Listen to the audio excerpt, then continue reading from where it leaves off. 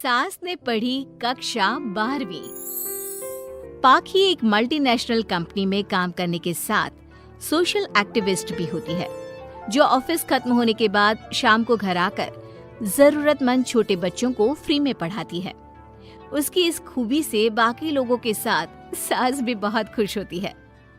तुम सच में बहुत अच्छा काम कर रही हो बेटा, बस ध्यान रखना बच्चे आधे रास्ते में कहीं भटक ना जाए।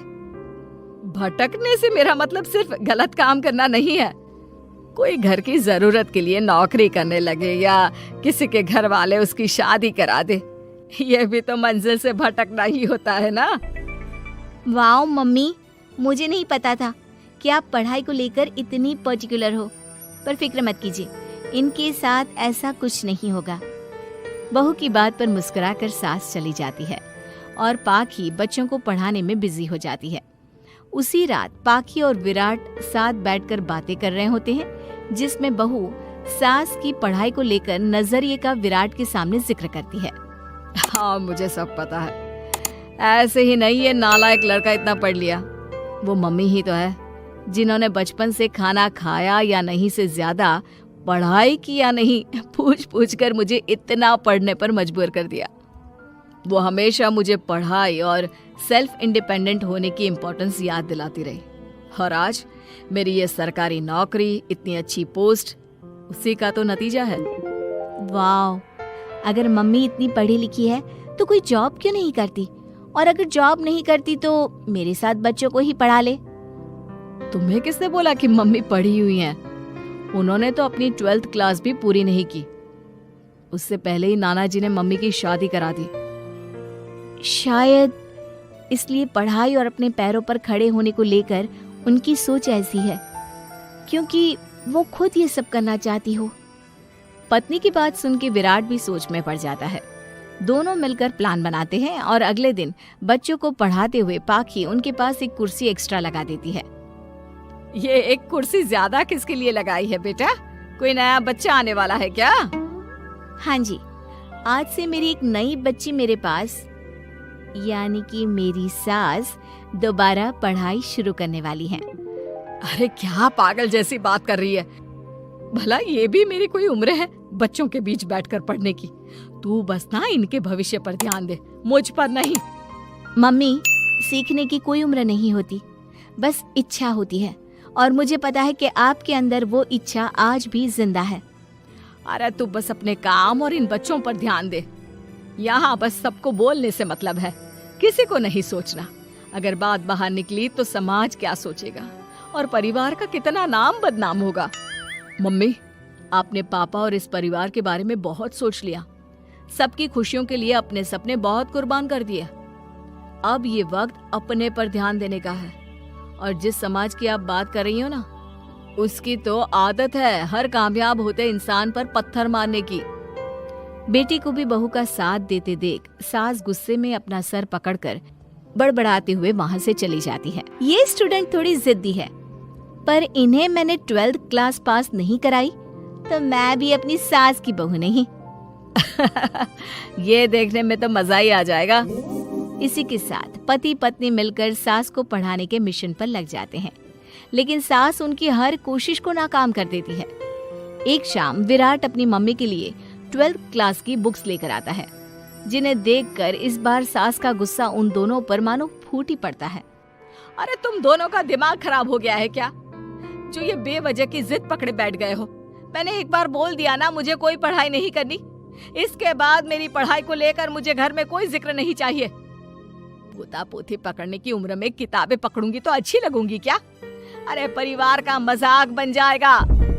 मम्मी, पोते पोती आप पढ़ने के बाद भी तो खिला सकती हो। और रही मजाक बनाने वाले लोगों की बात, तो उनके पास खुद का कोई सपना होता नहीं, इसलिए दूसरों की उड़ान रोकने की कोशिश करते रहते हैं। बस एक बार माँ, आप कोशिश तो करो। अगर अच्छा नहीं लगा तो हम दोबारा कभी नहीं बोलेंगे। बेटी की बात सुनकर माँ सोच में पड़ जाती है और ये सोचती है कि थोड़े दिन पढ़ लेती हूँ और उसके बाद पढ़ने में अच्छा नहीं लग रहा, ये बोलकर मना कर दूंगी। ऐसी प्लानिंग बनाकर वो पढ़ने के लिए तैयार हो जाती है।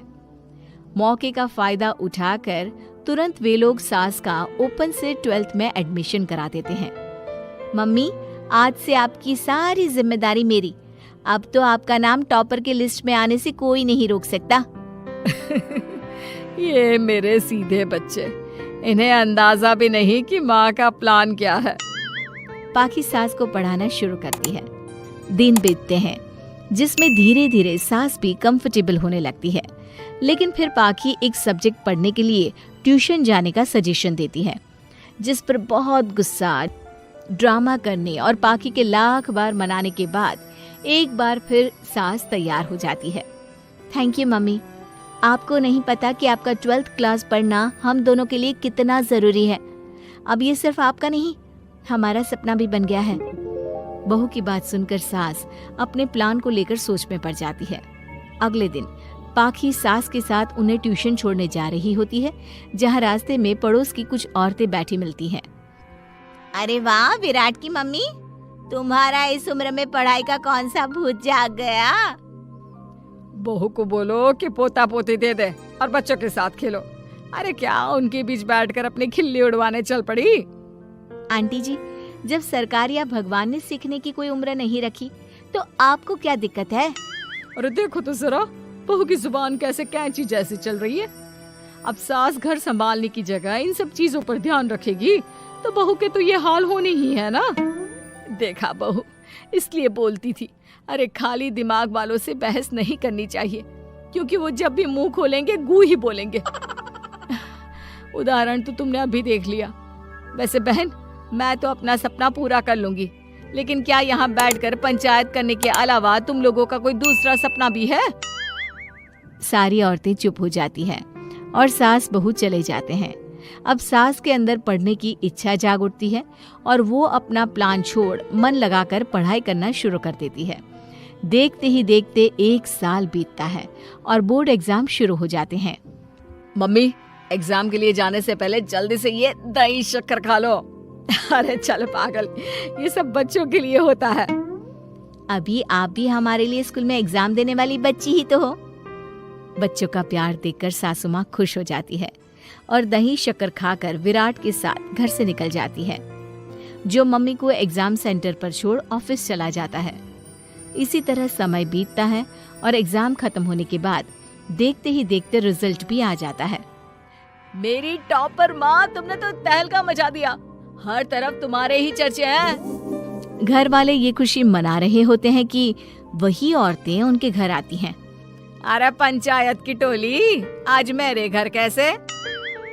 बस तुम्हें सॉरी और थैंक यू बोलने आए हैं।